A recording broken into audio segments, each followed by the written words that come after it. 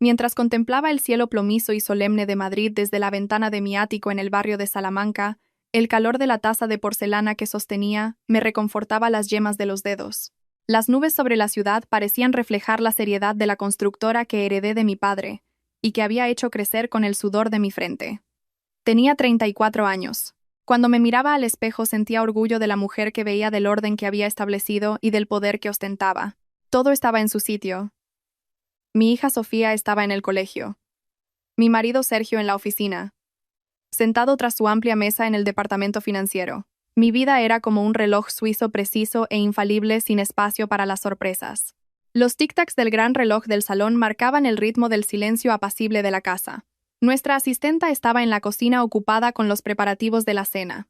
Estaba a punto de volver a mis informes cuando sonó el timbre. Una visita inesperada a estas horas resonó como una nota disonante en aquella sinfonía de perfección. Poco después, la asistenta entró en el salón. Su rostro mostraba una expresión de inquietud que no le conocía. «Señora Elena», dijo con vacilación, «hay una mujer mayor en la puerta. Dice que se llama Pilar. Parece muy enferma, apenas se tiene en pie. Dice que no se mueve de aquí sin hablar con usted. ¿Qué hago?». Fruncí el ceño. No recibía a nadie sin cita, pero la preocupación en la voz de mi empleada despertó mi curiosidad. Dejé el informe sobre la mesita de café y me levanté. Me ajusté la bata de seda y caminé hacia la entrada.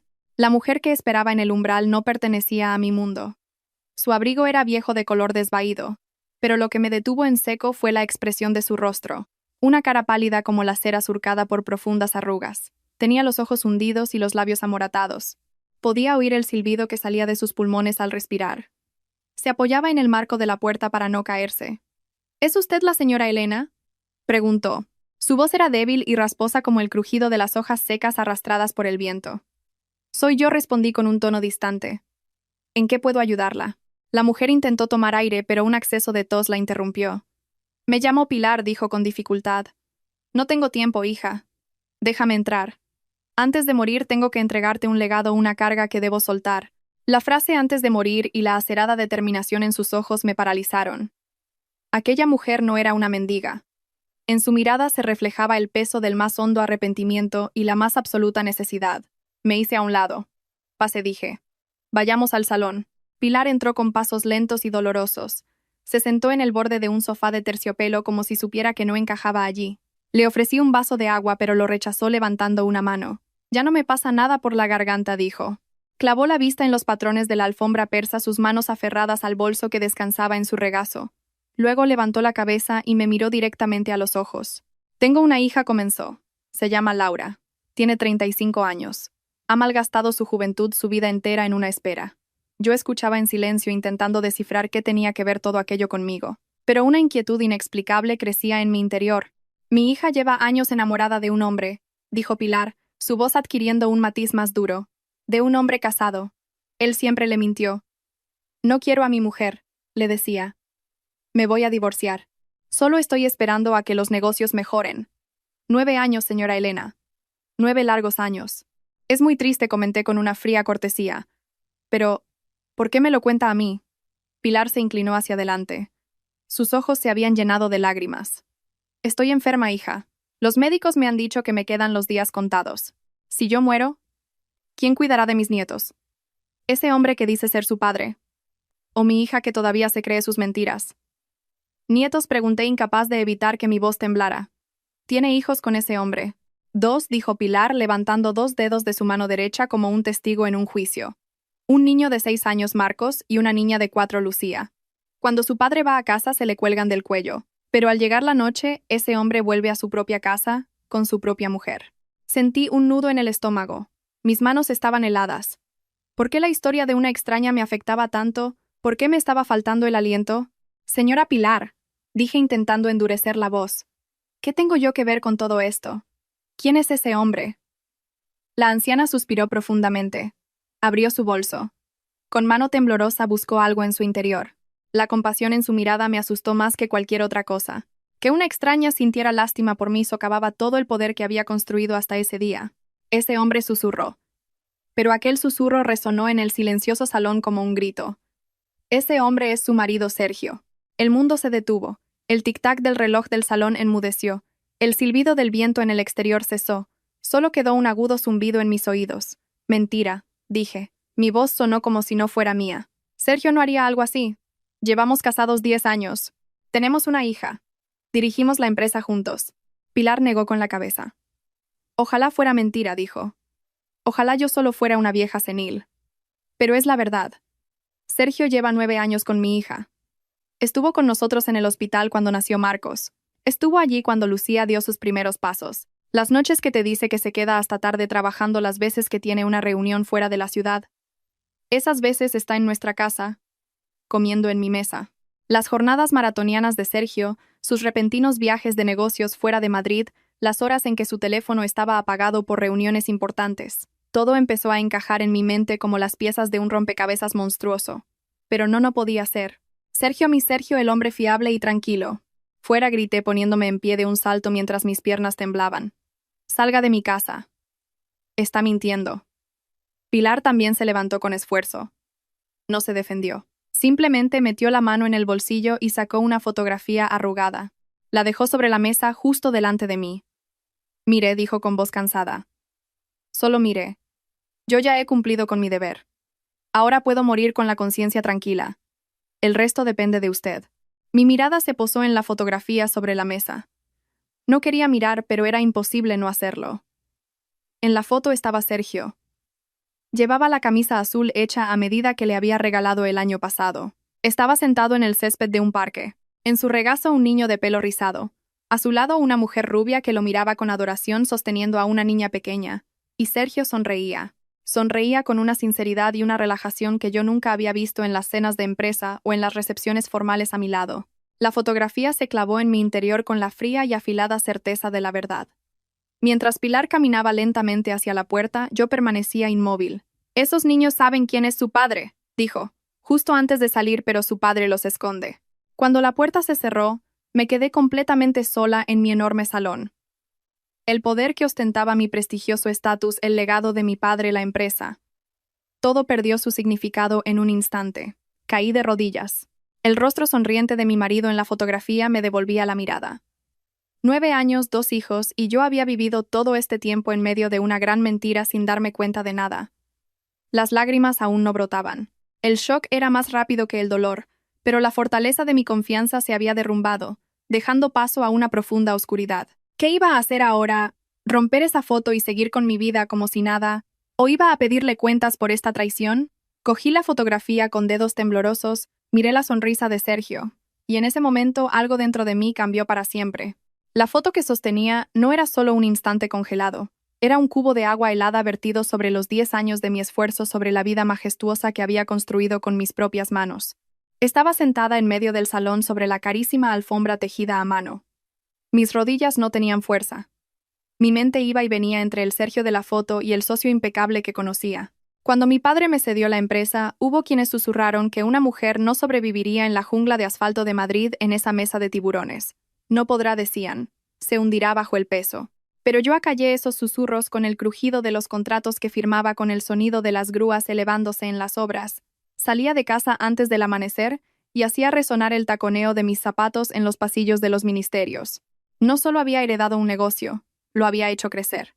Había dejado mi firma en el perfil de la ciudad. Sergio era la pieza más sólida y segura de ese cuadro. Como director financiero de la empresa tenía las llaves de nuestra caja fuerte. Mientras yo diseñaba la estrategia en el terreno y luchaba con la burocracia, él se quedaba en la retaguardia gestionando los números y llevando a cabo esas interminables negociaciones con los bancos. Cada vez que el cansancio hacía que se me cayeran los hombros, iba a su despacho en la última planta del rascacielos. Siempre me decía con su tono de voz tranquilo y controlado: «Tú estás en el campo de batalla, Elena. La fortaleza está a mi cargo». Resulta que los muros de esa fortaleza eran de arena, listos para derrumbarse a la primera ola. En casa, el mismo orden impecable regía nuestras vidas. Cuando nuestra hija Sofía bajaba a desayunar, Sergio doblaba el periódico para prestarle atención. En nuestros famosos desayunos familiares de los domingos, él le ponía el queso en el plato a Sofía y me contaba la agenda de la semana. Para cualquiera que nos viera desde fuera, teníamos una vida envidiable. Sergio se sentaba en primera fila en los recitales de piano de Sofía, aplaudiendo con ojos brillantes. El padre ideal, el marido ideal, el ejecutivo ideal.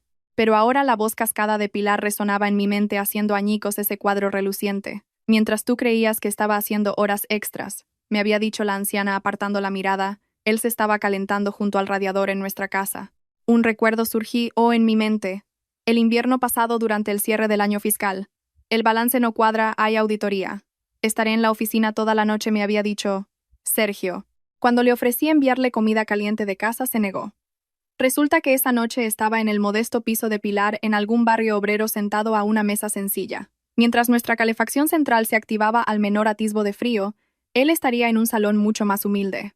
A mi yerno le encantan las lentejas, había dicho Pilar como si fuera una conversación familiar cualquiera. Por lo visto en tu casa no las come. Dice que le sientan pesadas, que Elena no les coge el punto. Pero de mi cazuela se come 2 platos. Sentí un nudo en el estómago. Era verdad, cada vez que se hacían lentejas en casa, Sergio apartaba cortésmente su plato. Me resultan pesadas, cariño, decía. Resulta que no le pesaban en el estómago, sino en la conciencia. O quizás ya estaba saciado de comerlas en la otra casa, en la mesa de la otra mujer. Otra imagen se clavó en mi cerebro. El día de la entrega de premios en el colegio de Sofía esa primavera. Sergio estaba a mi lado, sí, pero no paraba de mirar el teléfono moviéndose inquieto. Estoy esperando una transferencia importante, me dijo. El susurro de Pilar estaba en mi oído. Mi nieta pequeña Lucía dio sus primeros pasos ese día. Creíamos que su padre estaría con nosotros, pero se fue de repente. Resulta que vino a tu ceremonia. Cuando volvió por la noche, cogió a su hija en brazos y la mimó durante horas como si quisiera compensar el momento que se había perdido. Sergio tenía 2 caras. Una era la del director financiero serio y distante con sus trajes italianos a mi lado. La otra era la del hombre de la foto sentado en el césped con una camiseta vieja abrazando a sus hijos, el hombre que arreglaba el grifo en casa de esa mujer Laura y cargaba con la compra del mercado. Mi Sofía conocía a su padre como un poderoso hombre de negocios. Para cualquier avería en casa llamábamos a un técnico. Sergio ni siquiera cogía un destornillador. Pero Pilar me había dicho, si se rompe el pomo de una puerta, Sergio lo arregla. Si hay goteras en el techo, Sergio se sube. Volví a mirar la foto que tenía en la mano. La sonrisa relajada y sin máscaras de Sergio era una expresión que nunca había visto en él, sentado detrás de su enorme escritorio de caoba en la empresa. En el imperio que había construido conmigo era un rey quizás, pero en aquella casa pequeña, en aquella mesa humilde experimentaba la ligereza de ser simplemente un padre. Y yo, una de las empresarias más inteligentes de Madrid, había estado viendo esta obra de teatro desde la primera fila durante 9 años. Yo, que conocía hasta el último céntimo de las cuentas de la empresa, no me había dado cuenta de esta enorme fortuna de estos años que me habían robado de mi propia vida. Mi director financiero no solo me había estafado dinero, me había estafado la vida. Con dedos temblorosos dejé la fotografía sobre la mesita de café justo al lado de un grueso sobre amarillo. Pilar no solo había dejado una fotografía al irse, había sacado ese sobre de su bolso y lo había colocado debajo de la foto, donde permanecía como un pesado secreto. Mis ojos estaban hinchados, mi garganta anudada, pero mi instinto de empresaria me susurró que dentro de ese sobre había algo mucho más que una ruina emocional. Cogí el sobre. Pesaba. Vacié su contenido sobre la superficie de cristal de la mesa. Lo que cayó no eran cartas de amor ni notas románticas. Eran documentos que hablaban mi idioma. Cifras, firmas, extractos bancarios y papeles oficiales. Tomé el primer papel. Era una fotocopia del boletín oficial del registro mercantil. La fecha era de hacía 6 años. Se había constituido una empresa llamada SC Consultores y Logística SL. En la sección de fundadores aparecía un nombre que no conocía, pero mis ojos se detuvieron en la escritura de poderes que había justo debajo. Todos los poderes financieros de la empresa habían sido otorgados con el poder notarial más amplio posible a una sola persona, Sergio. Se me cortó la respiración. Empecé a rebuscar rápidamente entre los demás papeles. Eran extractos de cuentas bancarias, transferencias regulares de dinero desde las cuentas de nuestra empresa, el legado de mi padre a esta empresa pantalla. En los conceptos figuraban términos como servicios de consultoría, pago a proveedores externos, investigación de mercado, expresiones vagas que no llamarían la atención en una auditoría. Miré las cifras. 10.000, 30.000, 50.000 euros. A medida que avanzaban las fechas, las cantidades aumentaban. Lo sostuve a la luz. La firma al final era la de Sergio. Mi director financiero, mi marido, mi compañero de vida. Cada mes, con el dinero que yo ganaba firmando contratos con el sudor de los obreros en mis obras, él había estado desviando fondos gota a gota a su propio pozo, a su otra familia. Los recuerdos me asaltaron como relámpagos. La crisis de liquidez que tuvimos en la empresa el año pasado, Sergio se había presentado ante mí con cara de preocupación. El mercado está muy parado, Elena. Los cobros se retrasan. Vamos a tener que apretarnos el cinturón. En aquella época yo había recortado mis gastos personales, incluso pospuse la compra de muebles nuevos para casa. Mientras yo me desvivía para que la empresa no se resintiera, él estaba vaciando la caja. La mentira del mercado parado. Era una tapadera para asegurar el bienestar de Laura y sus hijos. Entre los documentos, una fotocopia de una escritura de propiedad llamó mi atención. Un apartamento en una urbanización de lujo en La Moraleja. La propiedad estaba a nombre de la empresa Pantalla. La fecha era de solo 2 semanas después de que matriculáramos a Sofía en su nuevo colegio. Con nuestro dinero, con el poder de mi empresa, le había comprado un hogar cálido a esa mujer y a sus hijos. Me llevé las manos a la cabeza. Esto no era solo una historia de infidelidad, era un desfalco planificado. Sergio no solo había traicionado mi cama y mi confianza, sino también mi trabajo. Había traicionado el legado de mi padre. En ese instante, la mujer herida y llorosa que había en mí enmudeció.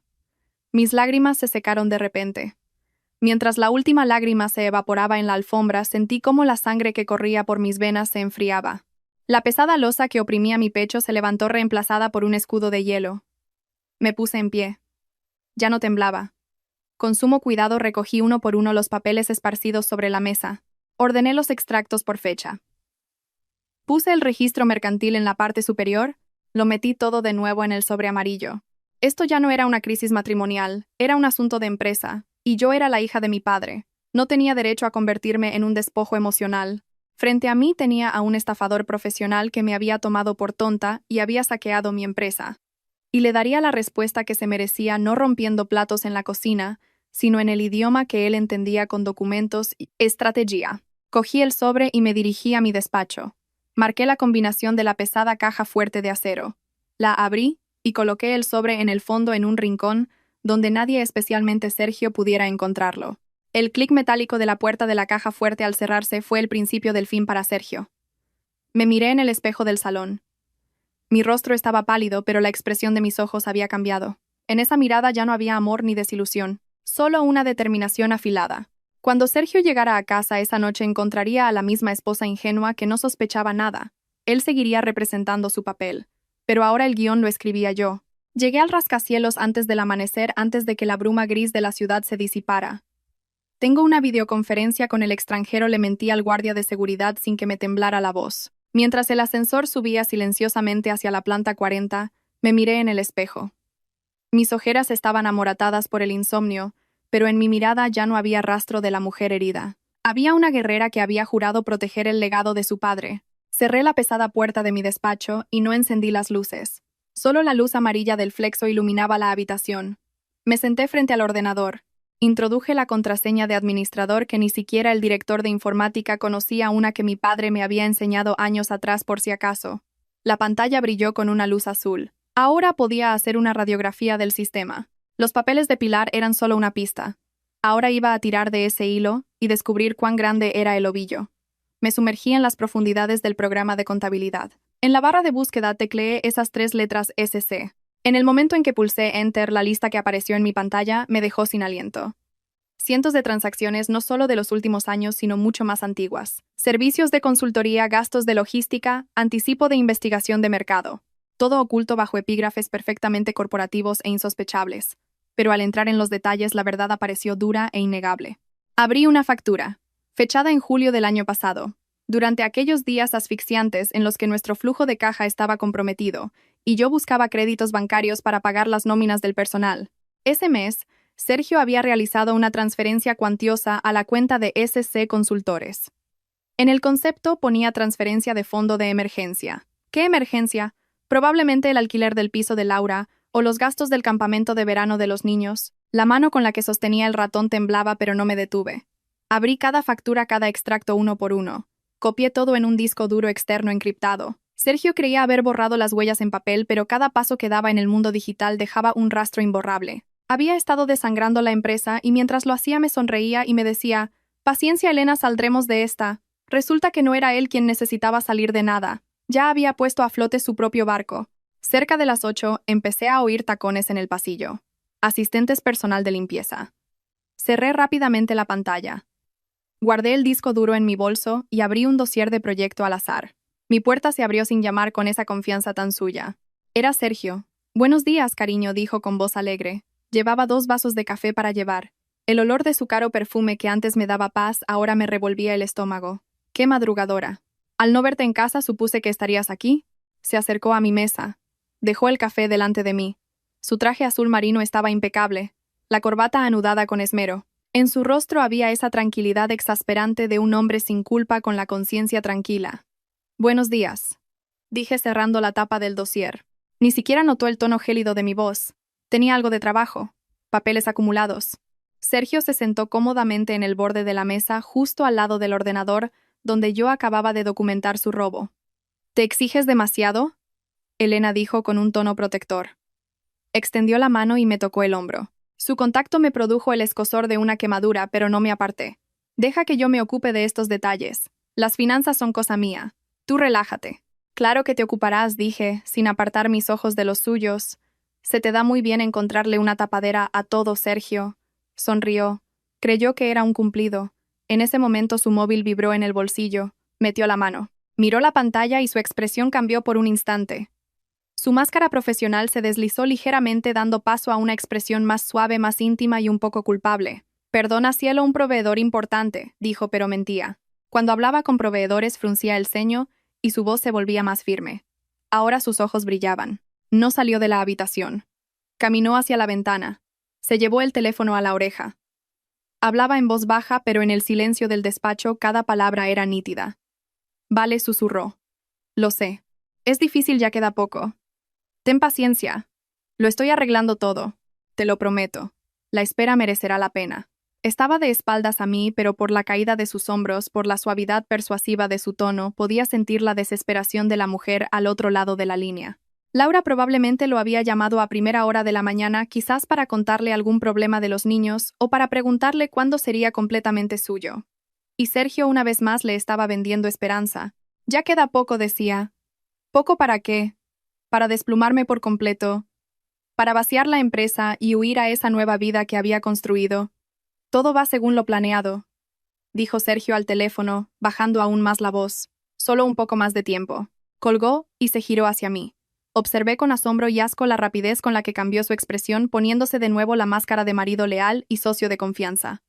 «Un envío problemático», dijo encogiéndose de hombros, «pero ya está solucionado». «Claro que lo está», repetí. «Tus planes siempre funcionan como un reloj». Sergio dio un sorbo a su café. «Bueno, voy a mi despacho. Hay unos cheques que firmar», dijo dirigiéndose a la puerta. Lo vi salir silbando. Él creía que lo tenía todo bajo control. Mantenía a Laura a raya con promesas de paciencia y a mí con garantías de confianza. Pero no sabía que el disco duro externo en mi bolso era una prueba irrefutable. Y el proceso para usarla ya estaba en mis manos. Dejé el disco duro externo sobre el escritorio justo delante de don Ricardo entre una pila de carpetas. Estábamos en el despacho de nuestro asesor fiscal, un hombre de pelo cano que había estado al lado de mi padre desde que fundó la empresa, aislado del ruido de la ciudad.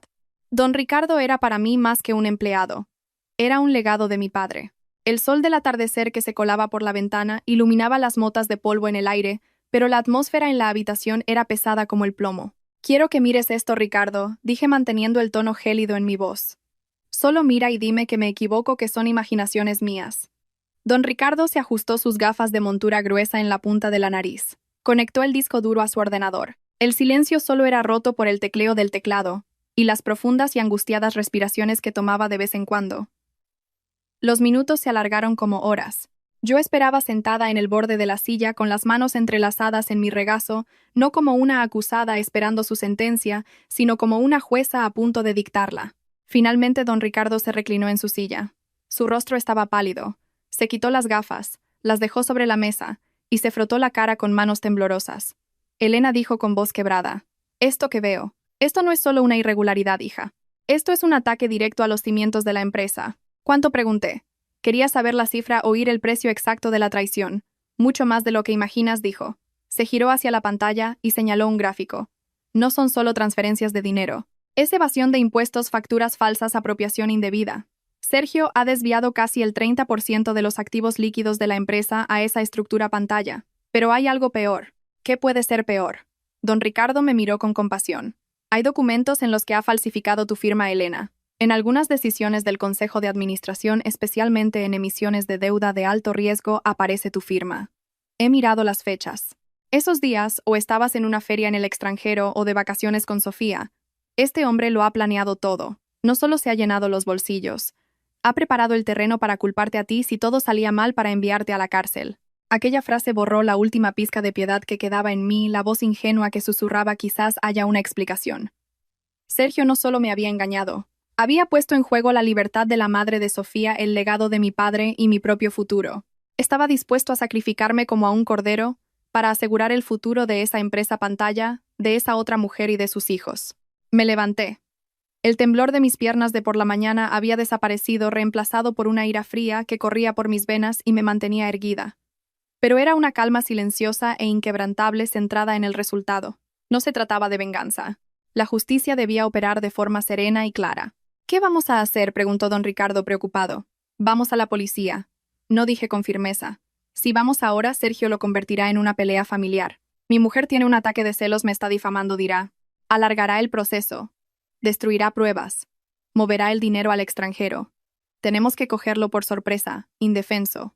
Saqué el móvil de mi bolso y llamé a Javier, el abogado principal de la empresa. Javier, dije cuando respondió mi voz tan plana y carente de emoción que parecía que estaba hablando del tiempo. Hay una emergencia. Estoy en el despacho de don Ricardo. Necesito que vengas inmediatamente. Y trae contigo los borradores de todos los documentos necesarios para destituir a un miembro del Consejo de Administración por abuso de confianza y administración desleal. Y también los papeles para solicitar medidas cautelares sobre las cuentas de la empresa. Despaché las preguntas desconcertadas de Javier con respuestas cortas y colgué. Me acerqué a la ventana. Fuera, el tráfico de la tarde de Madrid había comenzado. Las luces rojas de los frenos eran como un presagio del fin que se acercaba para Sergio. ¿Cuál es tu plan, Elena?, preguntó don Ricardo. Su preocupación había dado paso al respeto. Me volví hacia la mesa y miré los documentos del delito que había sacado. Cogí un bolígrafo rojo. Taché con fuerza una línea donde aparecía la firma falsificada de Sergio. El plan es este, dije, construyendo cada palabra en mi mente como un movimiento de ajedrez. Sergio no sospechará nada. Le diré que hemos encontrado una oportunidad de inversión gigantesca para el futuro de la empresa. Una asociación extranjera. Convocaré una reunión extraordinaria a la que asistirán los accionistas y los abogados. Él pensará que en esa reunión se le darán más poderes, que quizás se le cederá la mitad de la empresa. Entrará en esa sala como un rey borracho de triunfo. Don Ricardo respiró hondo. Y entonces, continué entrecerrando los ojos. Cuando entre por esa puerta no se encontrará con la mujer enamorada que le espera, sino conmigo, como una fiscal con todas las pruebas en la mano. Sobre la mesa no habrá champán, sino estos documentos y las denuncias. No tendrá escapatoria. Le arrebataré su reputación, su dinero, ese paraíso falso que construyó. Todo en un solo movimiento. Esto no es un divorcio, Ricardo. Es una limpieza de empresa. Al salir del despacho ya no era una mujer de luto. Estaba preparada para ejecutar mi decisión y el proceso era irreversible. Esa noche, cuando Sergio llegara a casa, le sonreiría, le serviría la cena y le preguntaría: ¿qué tal el día, cariño? Y mientras él me mentía, yo contaría los días en mi cabeza.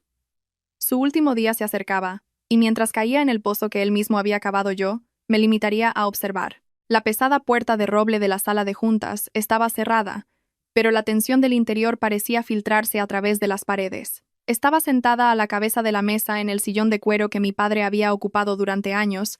A mi derecha, nuestro abogado Javier. A mi izquierda, nuestro asesor fiscal don Ricardo. Y frente a mí, los otros dos miembros del Consejo de Administración. Nadie hablaba. Solo se oía el zumbido sordo del aire acondicionado y el eco de los latidos de mi corazón en mis oídos. En el centro de la mesa reposaba el grueso dossier negro que contenía el final de Sergio. Mis manos estaban entrelazadas bajo la mesa. Las uñas se me clavaban en las palmas, pero mi rostro no mostraba el más mínimo atisbo de emoción. La mujer dentro de mí quería gritar, llorar. La presidenta del Consejo de Administración, en cambio, era una estatua de hielo. La puerta se abrió. Entró Sergio. En su rostro esa sonrisa familiar y exasperantemente segura de sí misma. Su andar tenía ese aire de lo tengo todo bajo control. Se abrochó el botón de la chaqueta. Miró a su alrededor. Creyó que la multitud que llenaba la sala era un reconocimiento a su éxito, no parte de la trampa que le había preparado. «Hola a todos», dijo con voz alegre. No esperaba tanta gente. «Elena, ¿dónde están esos inversores extranjeros? ¿O es una sorpresa?» Retiró su silla y se sentó justo frente a mí. Me miró a los ojos. Parecía un niño esperando aprobación. Un dolor extraño y punzante me atravesó el pecho al saber que estaba a punto de apagar el brillo de esos ojos. «No hay inversores», Sergio, dije. Mi voz fue tan plana y fría que la temperatura de la sala pareció descender bruscamente. La sonrisa de Sergio se congeló. ¿Cómo que no? Pero si me dijiste por teléfono que era una gran oportunidad. La oportunidad se acabó, corté. Ahora toca rendir cuentas. Extendí la mano y empujé con fuerza el dossier negro hacia él. El dossier se deslizó por la superficie lisa de la mesa y se detuvo justo delante. Ábrelo, ordené. Sergio me miró a mí, luego a Javier y finalmente a don Ricardo, que tenía la cabeza gacha, incapaz de mirarle. Por fin había sentido la tensión en el ambiente. Con manos ligeramente temblorosas levantó la tapa del dossier. En la parte superior estaban los documentos de constitución de SC Consultores y el desglose detallado de las transferencias de dinero. Sus ojos recorrieron los papeles. El color desapareció de su rostro segundo a segundo. El hombre vibrante, enérgico y seguro de sí mismo se desvaneció, dejando en su lugar una máscara gris envejecida y aterrorizada. Sus labios se secaron. ¿Qué es esto?, balbuceó. Su voz ya no sonaba tan firme. «Es tu expediente criminal, Sergio», dije sin apartar la mirada de él ni un instante. «El detalle de los millones que has desviado de la caja de la empresa a tu propia sociedad, pantalla las facturas falsas, los gastos ficticios y lo más importante». Cogí otro papel de la mesa y lo levanté. «Los pagarés que emitiste falsificando mi firma». Sergio se levantó de un salto. Su silla cayó hacia atrás. El estruendo resonó en la sala. «Elena, no digas tonterías. Todo esto es un malentendido. Puedo explicarlo. Esa empresa es una estructura que creé para nuestras inversiones encubiertas para obtener ventajas fiscales». «Eso no es verdad», dije. Mi control se quebró por primera vez, pero me recuperé al instante. Me incliné sobre la mesa. «Esa empresa es para tu otra familia, Sergio.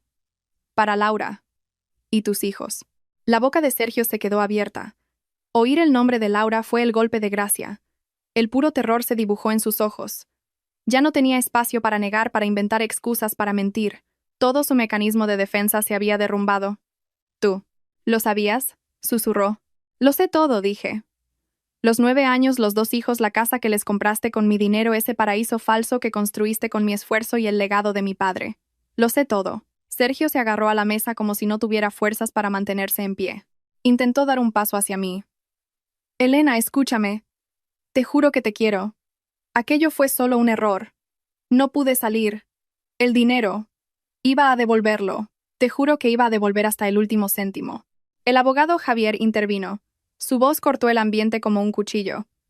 «Señor García, a partir de este momento, todos sus poderes de firma en la empresa han sido revocados. Hemos presentado una denuncia contra usted en la Fiscalía por los delitos de estafa agravada, falsedad documental y administración desleal. Y esta es su carta de despido». Javier dejó un papel delante de Sergio. Sergio ni siquiera miró el papel. Tenía los ojos clavados en mí. En su mirada había súplica. «Elena, no lo hagas», dijo. «Me vas a meter en la cárcel. Vas a enviar al padre de Sofía a la cárcel. ¿Cómo le explicarás esto a nuestra hija?». Esa frase avivó el fuego que ardía en mi interior. Intentar usar a Sofía era el colmo de su cobardía. Sofía necesitaba un padre que protegiera a su familia y a esta empresa, dije tragándome el nudo que tenía en la garganta. «Tú no eres ese hombre. Lo que has hecho es un delito, Sergio. Y ahora vas a salir por esa puerta que tanto te gusta y te marcharás. Seguridad te acompañará hasta la salida. Ni siquiera se te permitirá recoger tus cosas». Sergio miró a su alrededor. Don Ricardo mantenía la cabeza gacha. Los otros miembros lo miraban con asco. No había escapatoria. Sus hombros se hundieron. El orgulloso director financiero se encogió, se hizo pequeño, desapareció. «No puedes hacerme esto», dijo con voz débil. Pero ni él mismo se lo creía. «Ya lo he hecho», respondí. Sin decir nada más, se dirigió a la puerta como si lo arrastraran. Justo antes de salir, se detuvo. Me miró una última vez. ¿Había arrepentimiento en esa mirada o la rabia de haber sido descubierto? No supe descifrarlo. Cuando la puerta se cerró tras él, el silencio volvió a la sala. «Enhorabuena, señora Elena», dijo Javier en voz baja. «Ha hecho lo correcto». Asentí.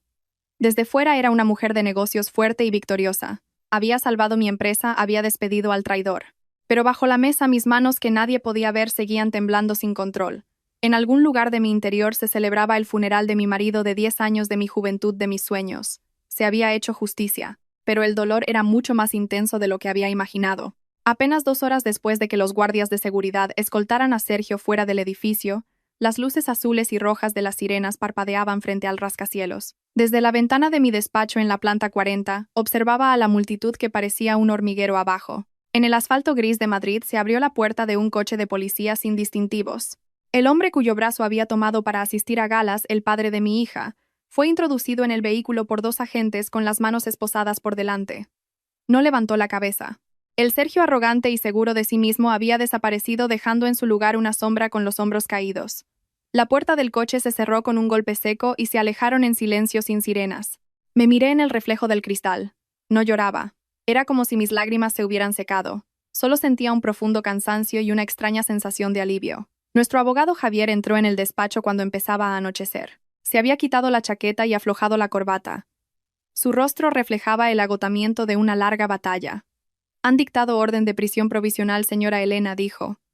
«Las pruebas son muy sólidas. Ingresa en prisión sin fianza, por riesgo de fuga y destrucción de pruebas. Esta noche, lo trasladan a Soto del Real». Soto del Real, repetí. Muros fríos, barrotes de hierro. Sergio era un hombre de restaurantes de lujo y sofás mullidos.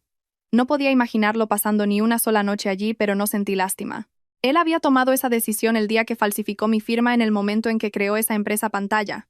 Hemos solicitado el secreto de sumario, pero Madrid es un pañuelo continuo, Javier. Los rumores ya han empezado a correr. Su teléfono no va a parar de sonar. Los bancos, los proveedores, todo el mundo está en pánico. Tenía razón. El mundo empresarial de Madrid era despiadado. En cuanto veían a alguien caer, se abalanzaban para pisarle. Mi teléfono no dejaba de vibrar sobre la mesa. Lo cogí y lo apagué. «Que no cunda el pánico», Javier, dije. «El barco no se hunde. Solo hemos soltado lastre. Mañana por la mañana todo el mundo lo entenderá». A la mañana siguiente, reuní a todo el personal en la gran sala de reuniones de la empresa. Murmullos, miradas de preocupación, corrillos en las esquinas. Cuando entré, todos callaron. Llevaba un sencillo traje de chaqueta negro. Apenas iba maquillada, pero mi postura era más erguida que nunca. Subí al estrado. «Compañeros», dije. Mi voz resonó clara y fuerte en la sala. «Parte de lo que habéis oído es cierto. Se ha detectado un grave abuso de confianza y un delito financiero en nuestra empresa. La persona que ha cometido este delito es lamentablemente nuestro antiguo director financiero, el señor Sergio García. Hemos puesto fin a nuestra relación profesional con él y el proceso judicial ha comenzado». Un murmullo se elevó en la sala, pero lo acallé levantando la mano. Paseé la mirada por la multitud. La chica de contabilidad tenía los ojos llorosos. El veterano conserje Antonio se frotaba las manos con nerviosismo. Tenía que transmitirles confianza. Sin embargo, continué alzando la voz: esta empresa no depende de individuos. Esta empresa se sostiene sobre la visión de mi padre, mi esfuerzo y vuestro sudor. Se ha abierto una brecha en nuestra caja, sí, pero ya la hemos cerrado. No vamos a abandonar el barco. Vuestros salarios se pagarán puntualmente. Nuestro trabajo no se detendrá. No permitiré que se juegue con el pan de nadie. Estáis conmigo». Hubo un breve y tenso silencio. Luego desde el fondo se oyó un tímido aplauso. Después, otro y otro más. El aplauso fue un voto de confianza. En ese momento sentí que a sus ojos ya no era la mujer engañada y víctima, sino la jefa que gestionaba una crisis. Desde ese día mi vida cambió por completo. Después de llevar a Sofía al colegio, venía a la empresa y trabajaba hasta altas horas de la noche. Junto a don Ricardo nos sumergimos hasta el fondo de las cuentas. Rastreamos cada agujero que Sergio había abierto, cada céntimo que había desviado. Lo más difícil fueron las reuniones con los bancos. Veía en los ojos de aquellos directores de bancos serios, y trajeados la mirada de esta mujer no podrá hacerlo. Pero no me rendí. Puse mis dosieres sobre sus mesas. «Estoy aquí», les dije a cada uno. «No he huido. Respondo por nuestras deudas. Denme un plazo. Les devolveré hasta el último céntimo. Pero si cierran el grifo, ahora perderemos todos». La determinación en mi voz, esos genes para los negocios que heredé de mi padre, funcionaron. Dieron un paso atrás, ampliaron los plazos, aceptaron las reestructuraciones. Por las noches, cuando la oficina se vaciaba, a veces me estremecía al mirar las pilas de carpetas sobre mi escritorio. Estaba sola. Ya no había un marido en casa esperándome para contarle mi día. Pero esa soledad ya no me asustaba como antes. Había descubierto mi propia fuerza. No era solo una esposa o una madre, era una guerrera. Una tarde, mientras trabajaba en mi escritorio, miré las luces de Madrid por la ventana. La ciudad seguía siendo la misma, pero yo había cambiado. Sergio estaba en la cárcel cumpliendo su condena, y yo estaba fuera reconstruyendo mi propia libertad y mi propia reputación con mis propias manos. Estaba cansada, sí, pero tenía la cabeza bien alta y eso valía más que cualquier otra cosa. El insistente sonido de mi teléfono cortó como un cuchillo el silencio entre las pilas de archivos de mi escritorio. En la pantalla aparecía un número fijo desconocido. Normalmente no lo habría cogido, pero una voz interior me susurró que no era una llamada de telemarketing cualquiera. La señora Elena, dijo una voz formal y distante al otro lado.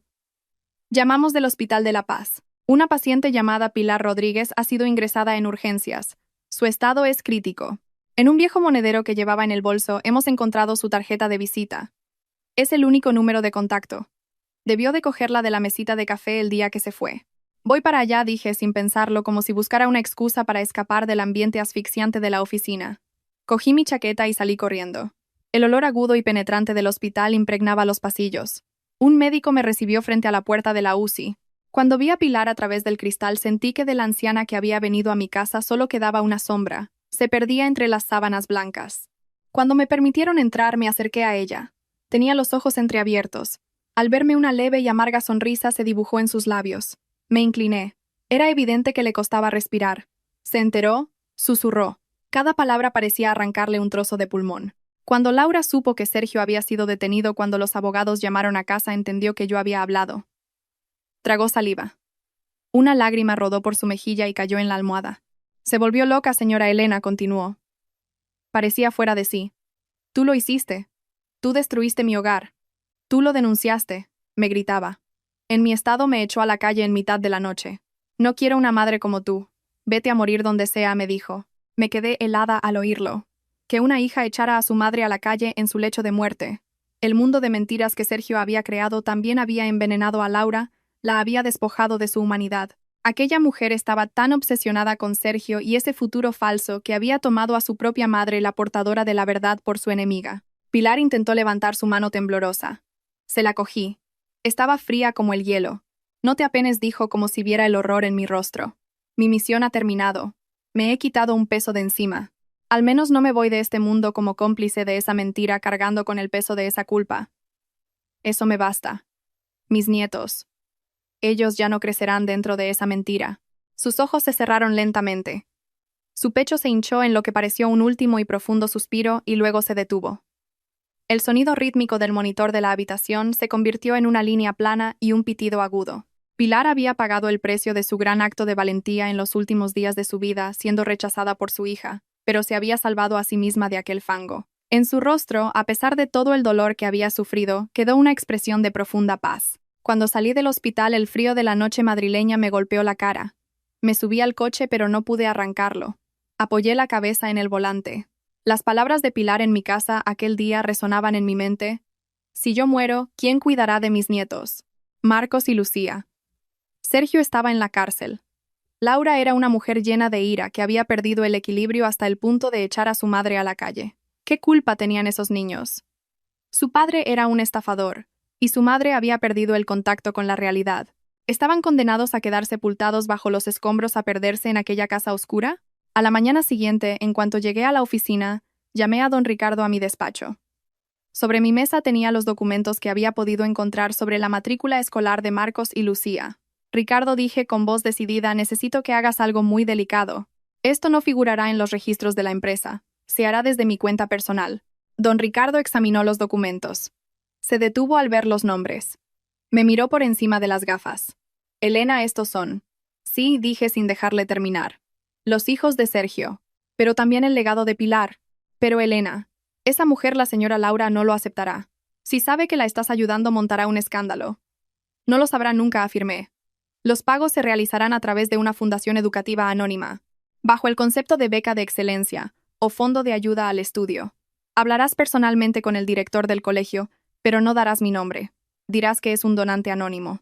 Las matrículas, el transporte, el comedor, los uniformes, el material escolar. Todo estará cubierto hasta que terminen la universidad. Don Ricardo se reclinó en su silla, asombrado. ¿Por qué?, preguntó, simplemente. Son los hijos del hombre que te hizo esto. Me levanté y miré la ciudad por la ventana.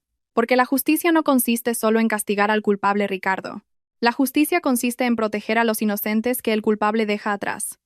Esos niños ya crecerán sabiendo que su padre es un ladrón y su madre una ciega. Que no tengan que luchar también contra la pobreza y la ignorancia. Solo podemos sacarlos de esa casa, de esa mentalidad, a través de la educación. Tras un largo silencio, don Ricardo asintió. Tenía los ojos llorosos. Estoy orgulloso de ti, hija, dijo. Cogió los archivos y salió.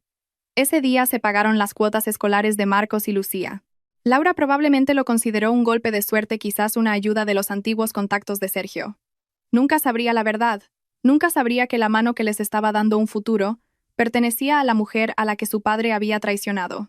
Esta no era mi venganza, era mi victoria. Una victoria silenciosa sin alardes y digna.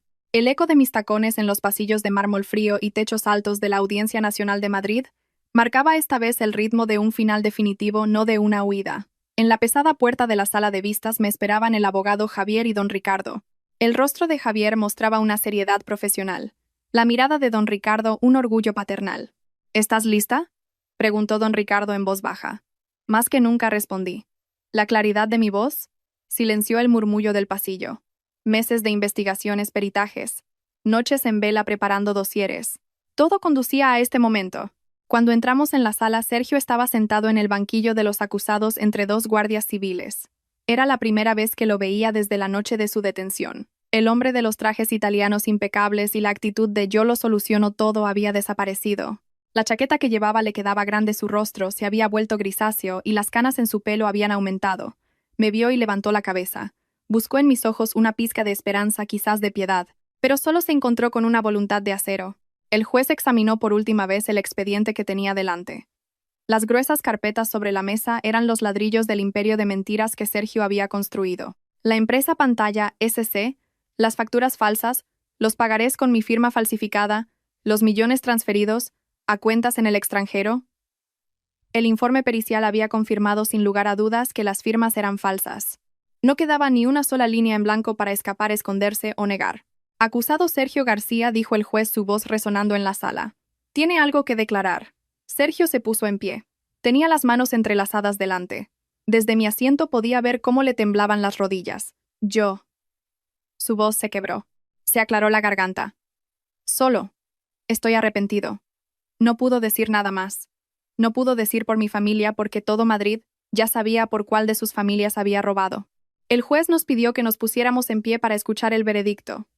En ese instante el tiempo pareció detenerse. Mi corazón martilleaba contra mis costillas, pero no cedí en mi compostura.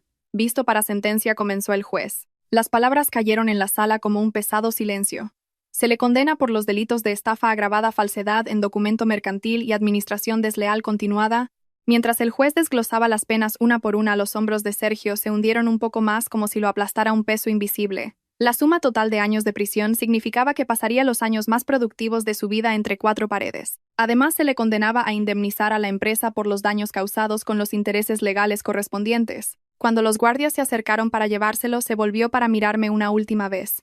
En esa mirada ya no había una petición, solo una derrota absoluta. Estaba pagando el precio de haberme subestimado, de haberme visto solo como una esposa, ignorando mi identidad como socia y mi inteligencia. No miré mientras se lo llevaban por la puerta. Me giré hacia el juez e incliné ligeramente la cabeza en señal de respeto.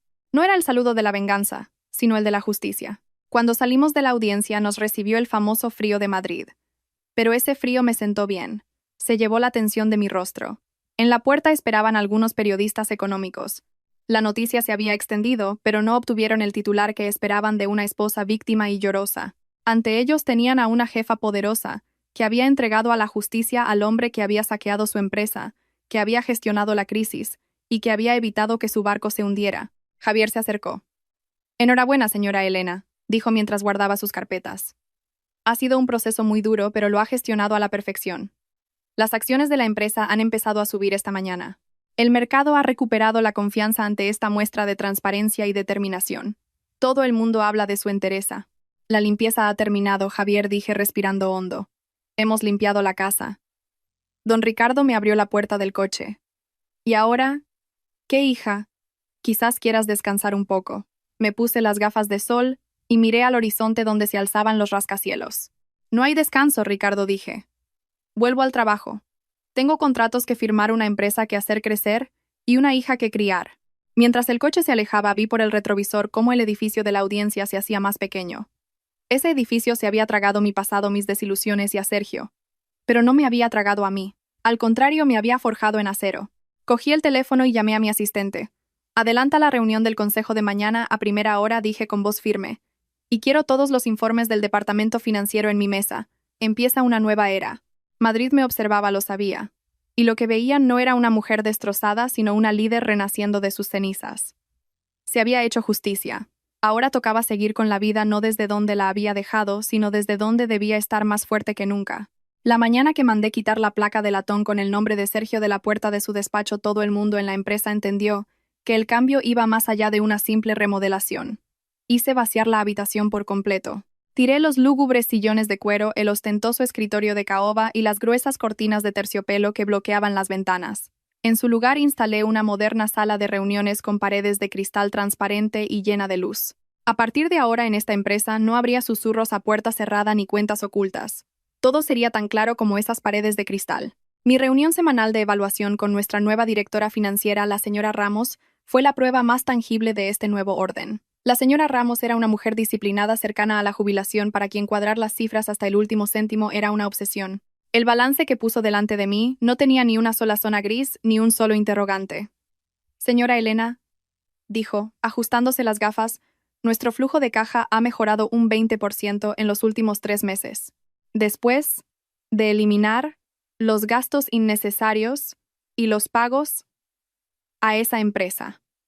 Incluso hemos generado un presupuesto de inversión. La reestructuración de la deuda también está completa. Los bancos ya no nos consideran un cliente de riesgo. Excelente, dije cerrando la carpeta. Y una parte de ese presupuesto la vamos a destinar a primas para el personal, señora Ramos. Que todo el mundo sepa que el barco no lo salva solo el capitán, sino también la tripulación. La lealtad debe tener su recompensa. Una rara sonrisa de aprobación apareció en el rostro de la señora Ramos. Cuando salió me recliné en mi silla y respiré hondo. Antes, sentada en este mismo sillón, siempre sentía una inquietud como si algo que no conocía ni controlaba estuviera ocurriendo. Ahora el peso sobre mis hombros había desaparecido. Dominaba cada detalle del que Sergio me había mantenido alejada diciendo: «Tú de esto no entiendes, las finanzas son complicadas, tú ocúpate de la imagen». Conocía de memoria cada cheque que firmaba, cada factura que aprobaba. Era la hija de mi padre, pero ahora era la mujer de mi propio nombre. Por la tarde, mientras caminaba por el pasillo, era imposible no notar el cambio en las miradas de los empleados. La mujer a la que antes veían como la hija del jefe o la mujer del señor García había desaparecido. Ahora, cuando me miraban, veían la voluntad de acero que no había soltado el timón en medio de la tormenta que había salvado el barco de estrellarse contra las rocas. Sus saludos eran más firmes, su tono de voz más respetuoso. La autoridad no se ganaba gritando o golpeando la mesa, sino manteniéndose en pie en momentos de crisis. Lo había aprendido a la fuerza. Al anochecer, al salir por la puerta giratoria de la empresa, le dije a mi chofer: «Déjame en casa, luego puedes irte». Ya no me daba miedo volver a casa. Las mentiras impregnadas en las paredes de esa casa, las tensas comidas en silencio se habían desvanecido. Cuando entré, Sofía estaba en el salón dibujando con sus lápices de colores esparcidos por la alfombra. Al verme se levantó de un salto y corrió a abrazarme. Tenía 8 años, pero había sentido en su pequeño corazón la tensión que habíamos vivido en los últimos meses. Creía que su padre se había ido a un largo viaje de negocios. Por ahora, siguiendo el consejo del psicólogo, habíamos decidido revelarle la verdad gradualmente. Pero la intuición infantil es poderosa. Ella también respiraba el aire más ligero de la casa. «Bienvenida, mamá», dijo aspirando mi perfume. «Mira lo que he hecho hoy en el cole». Me llevó de la mano hasta su dibujo. En el papel había un sol enorme, una casa y 2 figuras cogidas de la mano. Una era ella, la otra era yo. No le pregunté por qué no había dibujado a su padre. No intenté llenar ese vacío. «Es precioso, mi vida», le dije acariciándole el pelo. Fuimos juntas a la cocina. Había dejado que la asistenta se fuera antes. Quería estar a solas con Sofía, cortar tomates, cocer pasta. Mientras estaba junto al fuego, Sofía se sentó en la encimera balanceando las piernas y observándome. «Mamá», dijo de repente, su voz llena de alegría. «Ahora sonríes mucho más». La cuchara de madera que sostenía se quedó suspendida en el aire. Me giré hacia ella. «¿Tú crees?» «Sí», afirmó. «Antes, cuando papá estaba, siempre tenías cara de cansada. Mirabas el teléfono. Ahora también estás cansada, pero te brillan los ojos. Y juegas más conmigo». Se me llenaron los ojos de lágrimas, pero esta vez eran de felicidad. Me incliné y le di un beso en la frente.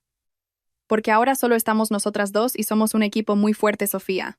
No necesitamos a nadie más». Mientras cenábamos, el fantasma de Sergio en la mesa no nos molestó. Las cenas que antes eran interrumpidas por sus llamadas de trabajo, por sus silencios tensos, con la excusa de problemas en la oficina, ahora estaban llenas de las anécdotas del colegio de Sofía y de nuestras risas. Después de acostar a Sofía, fui a mi despacho, pero no para trabajar. Miré las luces de Madrid desde la ventana. La ciudad era la misma, las calles eran las mismas, pero yo era otra persona. Había salido de la sombra de Sergio. Ya no era la esposa de alguien, la hija de alguien o la socia de alguien. Era Elena. Y esta nueva Elena sostenía las riendas de su vida con tanta firmeza que nunca más permitiría que nadie se las arrebatara. Fue una mañana mientras notaba los primeros hilos de plata en mi pelo frente al espejo que ocurrió. A media tarde, con los pasillos de la empresa bulliendo con su ritmo habitual, llamaron suavemente a la puerta de mi despacho. Entró don Ricardo. Ya no con paso rápido, sino caminando lentamente apoyándose en su bastón. El tiempo había encorvado un poco más sus hombros y había afilado mi mirada. En su mano traía esa carpeta azul sin nombre que me entregaba cada año por estas fechas. La dejó en un rincón de mi mesa separada de los informes de la empresa. Han salido los resultados, Elena dijo. Su voz, aunque algo cascada, estaba llena de orgullo. Tomó aire mientras se sentaba. Querrás verlo. Levanté la tapa de la carpeta. En la primera página había una foto de carnet de un joven. Marcos ya no era un niño. Sus facciones estaban definidas. Aunque la línea marcada de su mandíbula recordaba a su padre la profundidad de su mirada, y su porte sereno eran sin duda herencia de su abuela Pilar. El resultado de la selectividad, dijo don Ricardo señalando la línea al final de la página con el dedo. Facultad de Ingeniería en la Politécnica. Su primera opción. Ha entrado con una nota excelente. Sentí un ligero temblor en los dedos que sostenían el papel. En un mundo donde su padre había intentado enriquecerse rápidamente con engaños y fraudes, su hijo estaba labrándose un futuro con su propio esfuerzo. Marcos era la negación de esa herencia oscura. Pasé la página. Esta vez apareció la foto de una joven con un violonchelo en las manos. Lucía con su vestido negro parecía un cisne. Del concierto de fin de curso, explicó don Ricardo. Sus profesores dicen que tiene un talento innato. Ya le están llegando cartas de invitación de conservatorios extranjeros. Al mirar las fotos sentí una ligereza indescriptible en el pecho. Era un éxito más real y duradero que el mayor contrato ganado o el acuerdo más rentable firmado. Y su madre, pregunté sin apartar la vista de las fotos. ¿Sospecha algo, Laura? Don Ricardo negó con la cabeza, una sonrisa amarga en su rostro. No. Cuando recibió la carta de la fundación, se lo volvió a contar a sus vecinos. Nuestra situación ha mejorado un poco, les dice. Su padre se pudre en la cárcel, pero las cosas han cambiado a favor de los niños. Sigue pensando que el dinero viene de ese fondo para la igualdad de oportunidades en la educación que nos inventamos. De hecho, el mes pasado llamó a la fundación preocupada. Mi hijo empieza la universidad. ¿No le quitarán la beca, verdad?, preguntó. La mujer seguía absorta en su propia supervivencia ajena al cuadro completo. Es mejor que no lo sepa, dije cerrando la carpeta. Si lo supiera, su orgullo que confunde con dignidad quemaría el futuro de sus hijos, o peor, los pondría en mi contra. Deben crecer sin saber quién es la mano que les da de comer. Don Ricardo se apoyó en su bastón y miró por la ventana el perfil gris de la ciudad. La señora Pilar dijo en voz baja. Si no hubiera llamado a tu puerta aquel día, ¿quién sabe dónde estarían ahora estos chicos? Pensé en Pilar. En su estado enfermizo, con su último aliento, había hecho un sacrificio inmenso. Al denunciar a su propia hija, había abierto una página en blanco para sus nietos. Aquel día no solo me trajo la noticia de una traición, en realidad me confió el futuro de 2 niños inocentes. Esta es su obra, Ricardo, dije.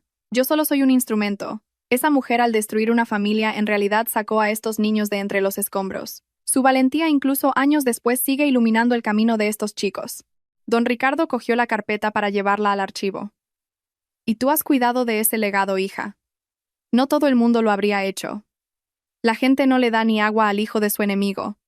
Y tú les has dado una vida. No son mis enemigos, respondí recordando la mirada limpia de la foto de Marcos. Son la prueba de la inocencia. Cuando don Ricardo salió, no volví al trabajo. Me quedé sentada en silencio un rato. El reloj de la pared seguía su tic-tac, pero el tiempo ya no corría en mi contra. Las heridas del pasado habían cicatrizado, dejando una leve punzada y una gran sabiduría. Pilar ya podía descansar en paz. Su voluntad se había cumplido. La justicia, en su forma más silenciosa, invisible y elegante, se había abierto camino. Marcos sería ingeniero. Lucía triunfaría en los escenarios y yo desde la distancia, desde las sombras, celebraría mi victoria silenciosa. Después de que don Ricardo saliera, cerré lentamente el cajón y eché la llave. El clic metálico no solo guardaba la carpeta azul, sino que también cerraba la última cuenta pendiente de mi conciencia. Apreté la llave en la palma de mi mano. El frío del metal se filtró en mi piel. Me acerqué a la ventana. El sol del atardecer de Madrid dejaba un reflejo rojizo y cansado en los cristales de los rascacielos. Habían pasado los años. En esta ciudad a la gente le gustaba hablar especialmente de las mujeres como yo, que ostentaban el poder, Algunos vieron lo que le hice a Sergio como una venganza despiadada. Otros, sin saber que ayudaba en secreto a sus hijos, me acusaron de tener un corazón de piedra. Y algunos quizás se preguntaron en su interior si lo había perdonado. Perdonar no. Perdonar requiere olvidar, ignorar lo que se hizo. Yo no lo olvidé. Nunca olvidé cómo Sergio robó mi esfuerzo, el mundo de mentiras que construyó mirándome a los ojos. Pero tampoco me vengué. No fui yo quien lo envió a la cárcel. Fueron sus propias ambiciones, su codicia insaciable y sus delitos. Yo solo sostuve la balanza de la justicia y en el otro platillo estaban Marcos y Lucía. La mano secreta que extendía a esos niños no fue un acto de caridad ni una expiación por el pasado. Fue simplemente justicia. El pecado de su padre no debía caer sobre sus hombros. Cuando se castiga a un culpable, no se debe aplastar a los inocentes que deja atrás. Si hubiera abandonado a esos niños a su suerte, a la pobreza y a la ira de su madre, ¿en qué me habría diferenciado de Sergio? Él convirtió a sus propios hijos en parte de una mentira. Yo, en cambio, los convertí en individuos que se sostienen por sí mismos a la luz de la verdad. Y al hacerlo aprendí que la mayor virtud es el silencio. La bondad no se hace a gritos. La puerta se abrió. Entró Sofía. Ya no era una niña pequeña. Era una joven a punto de graduarse en la universidad, con una mirada tan decidida como la mía, con el bolso en la mano, el cansancio del día en el rostro, pero esa luz que nunca se apagaba en sus ojos. «Mamá», dijo sonriendo, «nos vamos. No lleguemos tarde a cenar». La miré. En ausencia de Sergio no había mermado, sino que se había hecho más fuerte. Conocía el error de su padre, pero ese conocimiento no la había envenenado, porque le había enseñado la honestidad y a mantenerse erguida. «Ya voy, cariño», dije. Me estiré para apagar la lámpara de mi escritorio, pero mi mano se quedó un instante suspendida en el aire.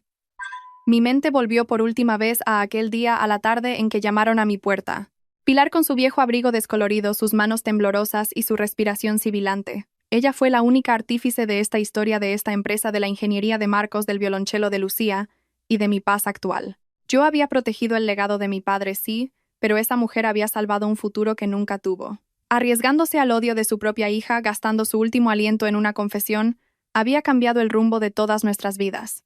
Puedes dirigir un imperio, puedes firmar contratos millonarios, pero el verdadero poder es el coraje silencioso de una madre que no tiene nada que perder para hacer lo correcto. Si ella no hubiera llamado a esa puerta aquel día, ninguno de nosotros estaría hoy aquí.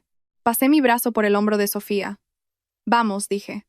Al salir de la oficina, miré hacia atrás por última vez. Las luces se apagaron, las puertas se cerraron. No quedaba ni ira ni arrepentimiento, solo la profunda y silenciosa paz de haber hecho lo que se tenía que hacer. Quizás en tu vida también haya una verdad difícil llamando a tu puerta o una pesada carga que debas soportar. Quizás estés en medio de una tormenta. Pero recuerda, los mayores cambios no comienzan con estrépito, sino con una silenciosa determinación. Y a veces, para cambiar el mundo no se necesitan ejércitos. Basta con el corazón valiente de una madre.